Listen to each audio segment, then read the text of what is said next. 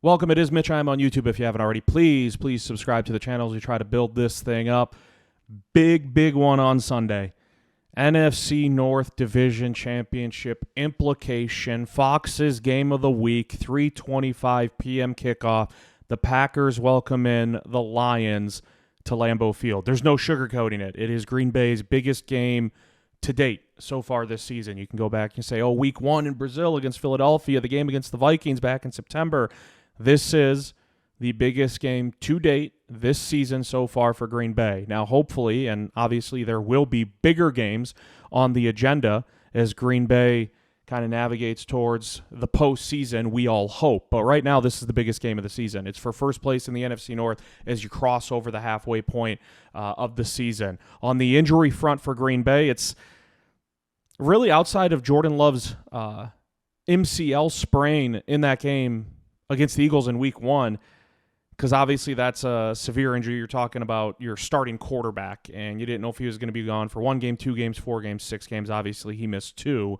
This is the first time we've really had to hone in on the injury report for Green Bay because there's multiple names scattered about and multiple names, big names, that were missing from Wednesday's practice. Head coach Matt LaFleur said in his presser on Wednesday, Quay Walker has cleared concussion protocol. He'll start on Sunday. Jordan Love said at his locker on Wednesday that it is, quote, realistic for him to expect to be out there on Sunday. Josh Jacobs said he'll be good to go. Him missing Wednesday's practice was a maintenance thing. I'm not crazy about 3 starting offensive linemen all missing Wednesday's practice, but one of them, Elton Jenkins, we've seen him miss Wednesday practices throughout this season, kind of a veteran maintenance thing. We assume, right, for Elton Jenkins was the case this week as well.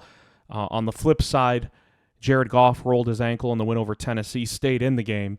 He missed Wednesday's practice for the Lions, but they have already said he'll be fine for Sunday's game against Green Bay. But you've got Evan Williams we don't know about yet, Jair Alexander. Again, early indications and reports make it sound like the Packers avoided a long-term injury based off the MRI results for Jair. Evan Williams' hamstring injury, tried kind of gutting it out Sunday against Jacksonville, wasn't able to do so. We'll see. And we'll talk about injuries throughout this video at some point in time. I really do want to start, though, how we typically do. It's with the opposition. Detroit's an absolute wagon. They are a wagon.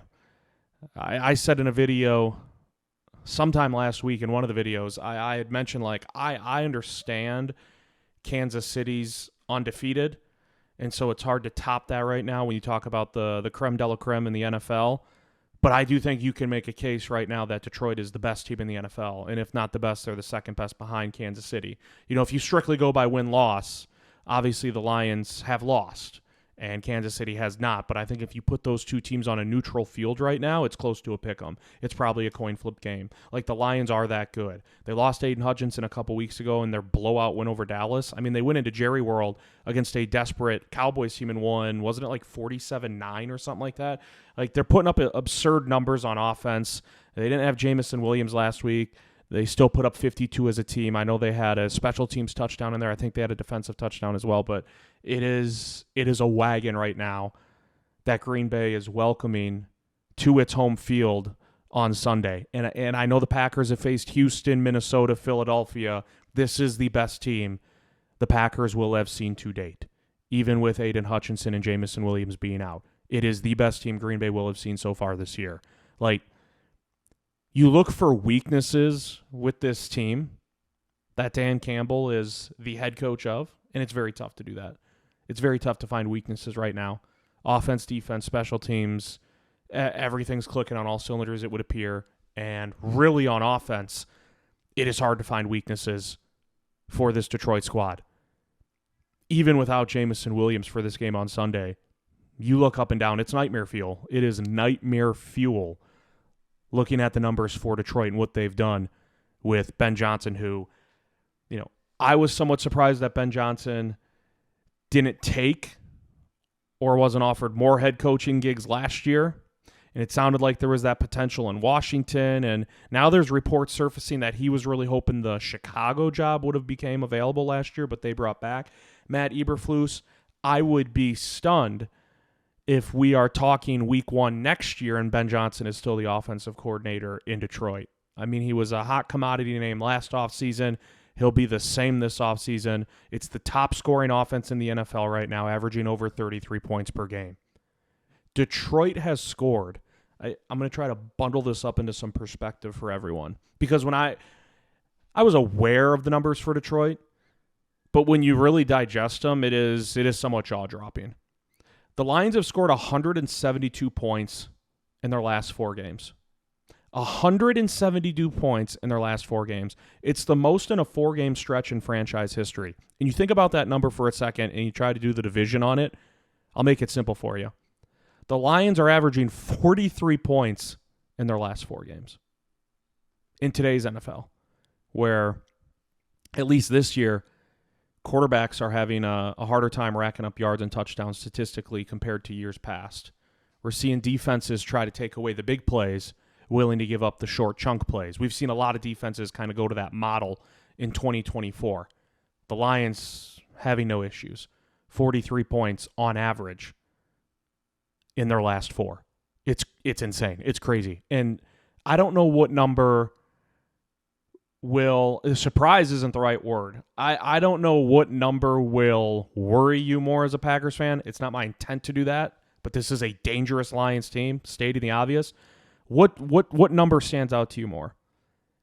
This offense is averaging 43 points, or this team is averaging 43 points in its last 4, or the fact that in those 4 games, Jared Goff combined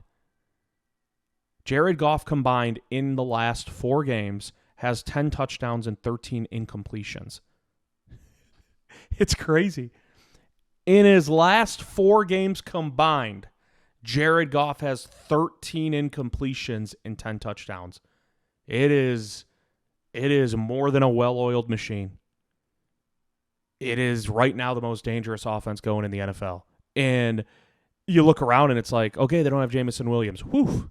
Well, they still have a 2-headed monster at running back, Jahmyr Gibbs, David Montgomery. They still have one of the better young wide receivers in the NFL in Amon-Ra St. Brown. They have arguably the best offensive line in football. And then you're like, oh, yeah, they have one of the best tight ends right now in football going in Sam Laporta. And Jared Goff is at the controls, cool, calm, and collected. It's pick your poison. It really is. And you ask, how does this offense try to butter its bread? Running the ball and play-action passing. Should sound somewhat familiar to Green Bay fans. Play-action passing, getting under center, and running the ball. But Detroit really sticks with the run. If Dan Campbell and Ben Johnson could run it 100% of the time with success in a game, they would. They would have no problem, Jared Goff, and it's not a Goff thing. It's how they like to dominate and how they like to let you know that they are forcing their will upon a defense. Dan Campbell and Ben Johnson would run it every single play if they could and had success. And if at the end of the game they had, 65 snaps and 65 runs and they won a game and they dominated you in that fashion, they'd have a smile on their face. They love to run the ball, play action pass, and they kind of complement each other. No quarterback has more play action pass attempts this year than Jared Goff, 71. 71 pass attempts off the play action, and he leads the league in passing yards off of play action, 833 at the midway point of the season. And it plays in lockstep with the running game. Detroit is 6th in rushing yards per game, 8th in rush attempts per game. And honestly, when I saw that they were 8th in rushing attempts per game, I was surprised. I thought they'd be top 3 for sure because they love feeding David Montgomery and they love feeding Jahmyr Gibbs. Like it feels a bit perplexing, I should say, that Detroit is only 8th in rush attempts per game, but they're 6th in rushing yards per outing. And I mentioned the offensive line. It's one of the best in the business. It is. Pass protection, run game, you name it. Goff's right in the middle of the pack in quarterback sacks. He was sacked 4 times last week against Tennessee. I don't make much of that. There are quarterbacks like Jordan Love who have been sacked less than Jared Goff this year, but keep in mind Love has played 2 less games. All of that matters.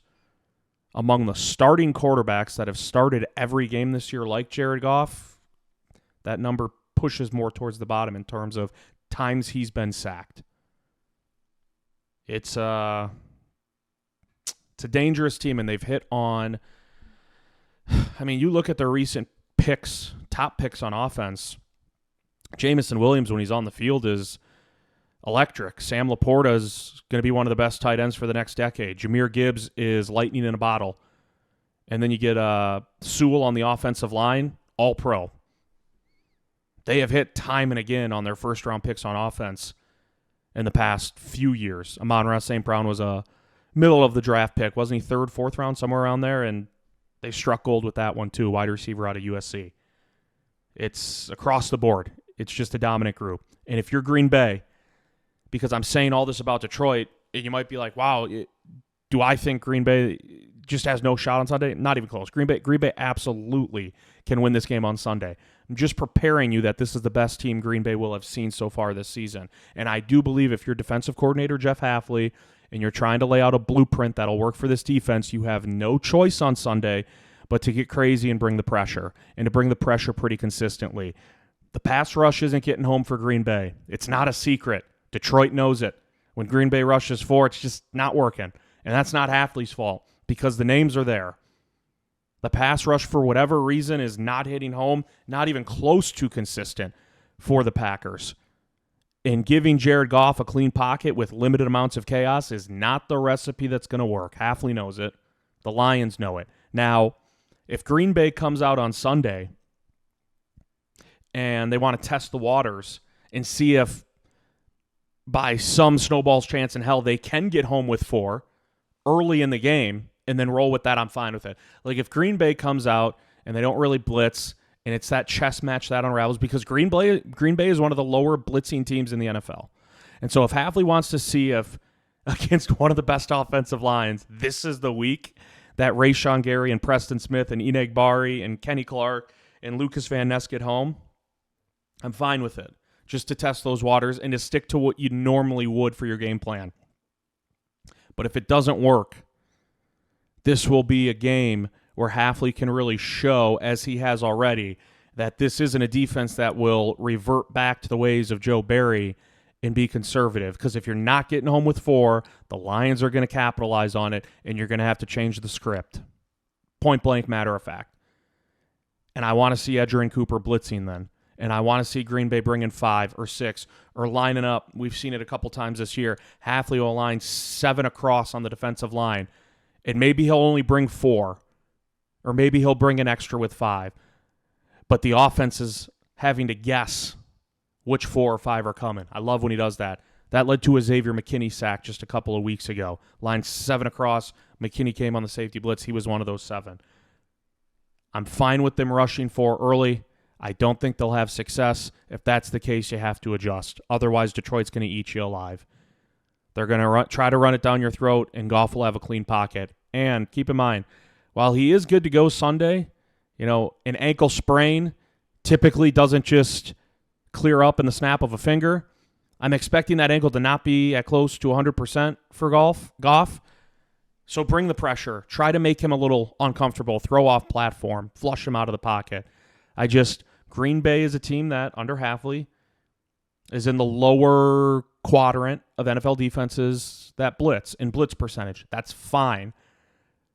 But certain matchups call for change. And this is one of those matchups against the Lions. At least I'm assuming. Because I don't think the pass rush is going to get home. If it's not getting home against lesser offensive lines this year, why would it magically change on Sunday against Detroit, one of the better starting 5 offensive lines in the league? You get what I'm saying? So I do think Green Bay is going to have to change that. Because giving Goff a clean pocket is just, it's not the formula that's going to get you the win. I do think, I kind of want to give you guys, and it is Mitch Ham on YouTube. Please subscribe if you haven't already. Packers-Lions preview. Big one at Lambeau Field Sunday for first place in the NFC North as we cross over the halfway point. I think there's one guy at each level of this defense on Sunday that could make a difference. On the defensive front, to me, it's Devontae Wyatt. And you ask the why, and it's pretty simple. He's been the most consistent at getting home to the quarterback this year for Green Bay, and that's even having missed a couple of games before returning last week in the win over Jacksonville. Had that fumble recovery. I've watched that clip like a dozen times. Edgerrin Cooper blitzes, strip sack of Trevor Lawrence inside their own 5-yard line. Ball bounces away a little bit. Devontae Wyatt just boxes out on offensive line for the Jaguars. Just hip checks them to dive on the ball. Incredible play by Cooper. Incredible hustle play by Wyatt. I'm looking at the 3 levels of the defense up front. Devontae Wyatt has been your most consistent defensive lineman at getting home this year. He'll need to do that for the Packers on Sunday. That second level, to me, it's Edgerrin Cooper. Think about this. Edgerrin Cooper, rookie, linebacker, Texas A&M, just won NFL Defensive Player of the Week.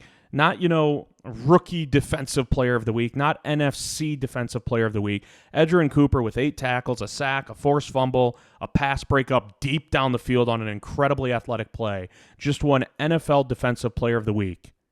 And he only played 60% of the snaps. To me, we want to see the snap count total go up for Cooper. Quay Walker is obviously back. Eric Wilson filled in as the starter for him. There is no better game and no better time than crossing over the halfway point of the season, playing your division rival for first place in the NFC North on Sunday, and anointing this the time to really cut Edgerrin Cooper loose and play him 80 to 85% snaps. I think we're all good and we're all fine if that means Isaiah McDuffie is on the field less. I think everyone's fine with that, right? Except for McDuffie, but he seems like a great team player, great teammate, blah, blah, blah, blah, right? Like so on and so forth. This is the time to cut Edgerrin Cooper loose. The dude just won NFL Defensive Player of the Week and was only out there 60% of the snaps. What does it look like when he's out there for 80 or 85% of the snaps? Louis Riddick of ESPN has been raving about Edgerrin Cooper. I think I've seen 3 or 4 tweets from him just in the past week about how Edgerrin Cooper, he has said in his own words, Louis Riddick of ESPN, is the future at linebacker for the Green Bay Packers.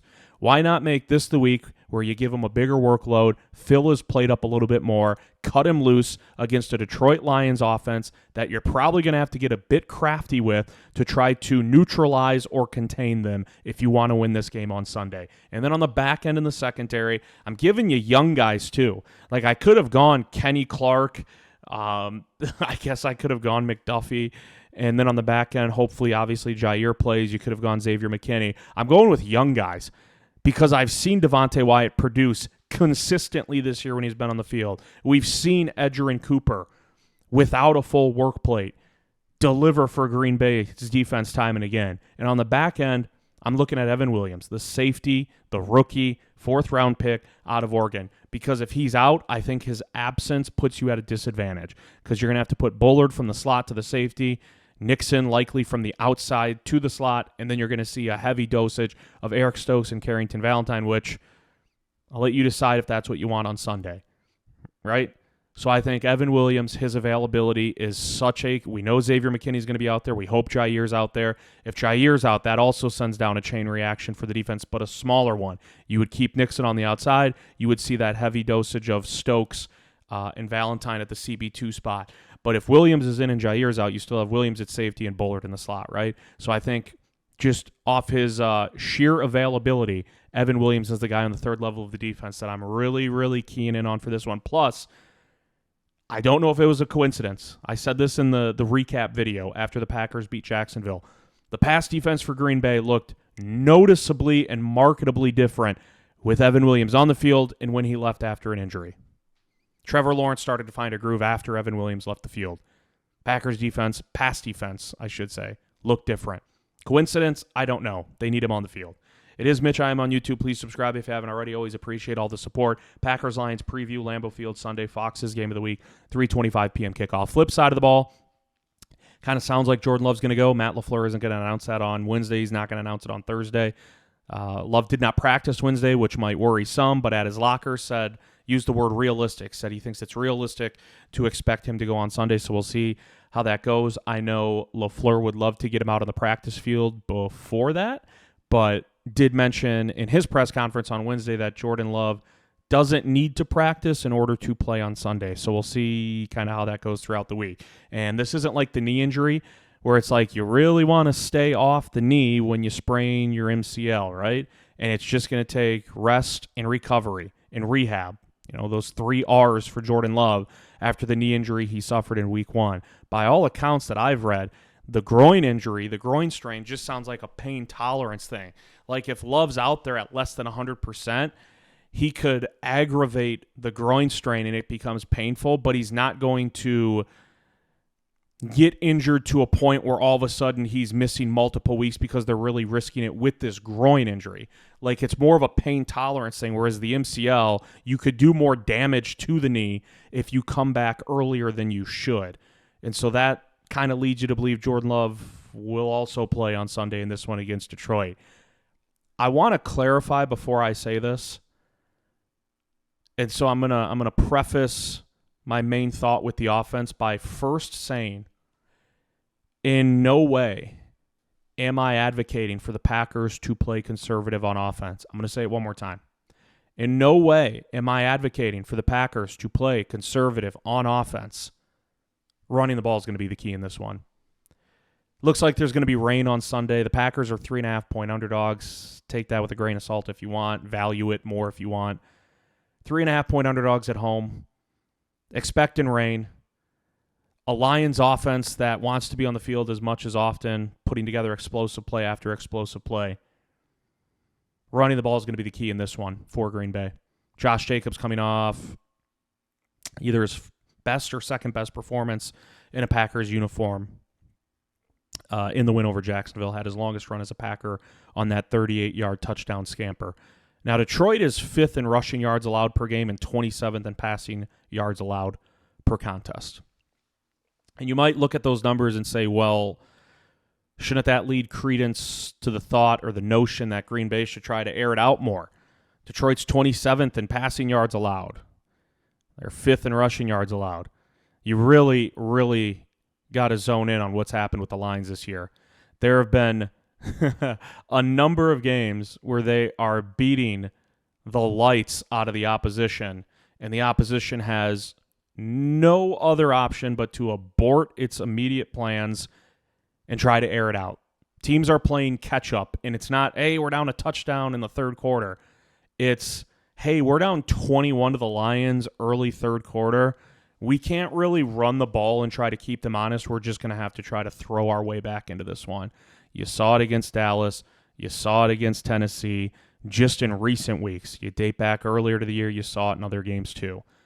The Lions don't have, in my opinion, like some terrible pass defense. Their two safeties rank first and third in PFF in their grading system, which I've said a million times is not the be-all, end-all, but you can somewhat value it. It's a good defense for Detroit.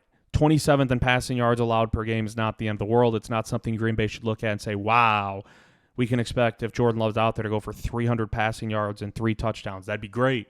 We know Jordan Love's capable of that. But the numbers with Detroit and how many yards they've allowed on the ground compared to the air is heavily skewed based off how games have unfolded for them, which in large part has been them building up massive leads and the opponent having to just throw to try to get back into the game quickly. So those deep dives into why the numbers are what they are really matter. They lead big in so many games. Teams have to abort their initial game plan. That's pretty much the crux of it. And Green Bay can't look at those numbers and get gun shy about the ground game. That's not what, and I don't expect them to do that. The Packers themselves have ran this year for 1,255 yards. I know that's a random number. I can back it up with something that should make you feel optimistic. The Packers have ran for 1,255 yards through 8 games. That's the most in the first 8 games of a season for a Green Bay offense since 1971. Think about that. Since 1971, this is the most rushing yards the Packers have gobbled up through the first 8 games of the season. Aaron Jones years, prime years of Aaron Jones, are littered throughout recent years for Green Bay.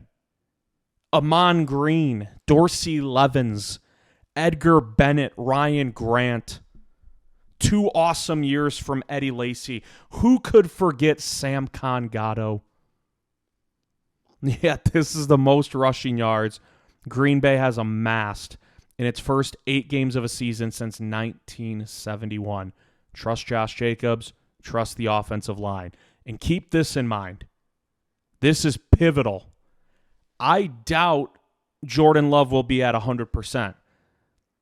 Just like I doubt that sprained ankle for Goff will be at 100%. Watch early on in this game. We know, somewhat similar to Detroit, Matt LaFleur, now he can abandon it at times and get pass happy.